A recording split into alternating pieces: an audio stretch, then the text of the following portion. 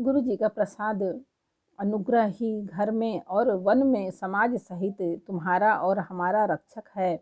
माता पिता गुरु और स्वामी की आज्ञा का पालन समस्त धर्म रूपी पृथ्वी को धारण करने में शेष जी के समान है। हे तात, तुम वही करो जो मुझसे और मुझसे भी कराओ तथा सूर्य कुल के रक्षक बनो। साधक के लिए यह एक ही आज्ञा पालन रूपी साधना संपूर्ण सिद्धियों को देने वाली कीर्तिमयी, सदगतिमयी और ऐश्वर्यमयी त्रिवेणी है। इसे विचार कर भारी संकट सहकर भी प्रजा और परिवार को सुखी करो। हे भाई, मेरी विपत्ति सभी ने बांट ली है, परंतु तुमको तो अवधि 14 वर्ष तक बड़ी कठिनाई है, सबसे अधिक दुख है। तुमको कोमल जानकर भी मैं कठोर वियोग की बात कह रहा हूँ। हे तात, बुरे समय में मेरे लिए ये कोई अनुचित बात नहीं है। कठोर कुअवसर में श्रेष्ठ भाई ही सहायक होते हैं। वज्र के आघात भी हाथ से ही रोके जाते हैं। सेवक हाथ पैर और नेत्रों के समान और स्वामी मुख के समान होना चाहिए। तुलसीदास जी कहते हैं कि सेवक स्वामी की ऐसी प्रीति की रीति सुनकर सुकवि उसकी सराहना करते हैं। श्री रघुनाथ जी की वाणी सुनकर जो मानो प्रेम रूपी समुद्र के मंथन से निकले हुए अमृत में सनी हुई थी, सारा समाज शिथिल हो गया, सबको प्रेम समाधि लग गई। यह दशा देख कर सरस्वती ने चुप साध ली। भरत जी को परम संतोष हुआ। स्वामी के सन्मुख होते ही उनके दुख और दोषों ने मुंह मोड़ लिया। वे उन्हें छोड़कर भाग गए। उनका मुख प्रसन्न हो गया और मन का विषाद मिट गया, मानो गूंगे पर सरस्वती की कृपा हो गई हो। उन्होंने फिर प्रेम पूर्वक प्रणाम किया और कर कमलों को जोड़कर वे बोले, हे नाथ, मुझे आपके साथ जाने का सुख प्राप्त हो गया और मैंने जगत में जन्म लेने का लाभ भी पा लिया। हे कृपालु, अब जैसी आज्ञा हो उसी को मैं सिर पर धरकर आदर पूर्वक करूं, परंतु देव आप मुझे वह अवलंबन दें जिसकी सेवा कर मैं अवधि का पार पा जाऊं, अवधि को बिता दूं। हे देव स्वामी, आपके अभिषेक के लिए गुरु जी की आज्ञा पाकर मैं सब तीर्थों का जल लेता आया हूँ। उसके लिए क्या आज्ञा होती है? मेरे मन में एक और बड़ा मनोरथ है जो भय और संकोच के कारण कहा नहीं जाता। श्री रामचंद्र जी ने कहा, हे भाई, कहो। तब प्रभु की आज्ञा पाकर भरत जी स्नेहपूर्ण सुंदर वाणी बोले, आज्ञा हो तो चित्रकूट के पवित्र स्थान, तीर्थ, वन, पक्षी, पशु, तालाब, नदी, झरने और पर्वतों के समूह तथा विशेषकर प्रभु आपके चरण चिन्हों से अंकित भूमि को देख आऊं। श्री रघुनाथ जी बोले, अवश्य ही। अत्रि ऋषि की आज्ञा को सिर पर धारण करो, उनसे पूछकर वे जैसा कहे वैसा करो और निर्भय होकर वन में विचरो।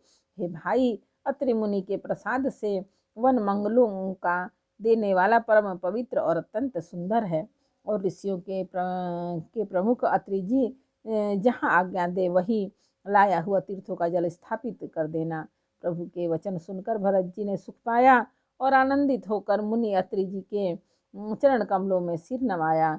समस्त सुंदर मंगलों का मूल भरत जी और श्री रामचंद्र जी का संवाद सुनकर स्वार्थी देवता रघुकुल की सराहना करके कल्प वृक्ष के फूल बरसाने लगे। भरत जी धन्य हैं, स्वामी श्री रामचंद्र जी की जय हो, ऐसा कहते हुए देवता बलपूर्वक अत्यधिक हर्षित होने लगे। भरत जी के वचन सुनकर मुनि वशिष्ठ जी, मिथिलापति जनक जी और सभा के सब किसी को बड़ा उत्साह आनंद हुआ। भरत जी और श्री रामचंद्र जी के गुण समूह तथा प्रेम की विदेहराज जनक जी पुलकित होकर प्रशंसा कर रहे हैं। सेवक और स्वामी दोनों का सुंदर स्वभाव है। इनके नियम और प्रेम पवित्र को भी अत्यंत पवित्र करने वाला है। मंत्री और सभासद सभी प्रेम मुग्ध होकर अपनी अपनी बुद्धि के अनुसार सराहना करने लगे। श्री रामचंद्र जी और भरत जी का संवाद सुन सुनकर दोनों समाजों के हृदय में हर्ष और विषाद, भरत जी के सेवा धर्म को देखकर हर्ष और राम योग की संभावना से विषाद दोनों हुए। श्री रामचंद्र जी की माता कौशल्या ने दुख और सुख को समान जानकर श्री रामचंद्र जी के गुण कहकर दूसरी रानियों को धैर्य बंधाया। कोई श्री रामचंद्र जी की बड़ाई की चर्चा कर रहे हैं तो कोई भरत जी के अच्छेपन की सराहना करते हैं तब अत्रि जी ने भरत जी से कहा, इस पर्वत के समीप ही एक सुंदर कुआं है। इस पवित्र, अनुपम और अमृत जैसे तीर्थ जल को उसी में स्थापित कर दीजिए। भरत जी ने अत्रि मुनि की आज्ञा पाकर जल के सब पात्र रवाना कर दिए और छोटे भाई शत्रुघ्न, अत्रि मुनि तथा अन्य साधुओं संतों सहित आप वहां गए जहां वह अथाह कुआं था, और उस पवित्र जल को उस पुण्य स्थल में रख दिया। तब अत्रि ऋषि ने प्रेम से आनंदित होकर के कहा, ऐसा कहा, हे तात, यह अनादि सिद्ध स्थल है। काल क्रम से यह लोप हो गया था, इसलिए किसी को इसका पता नहीं था।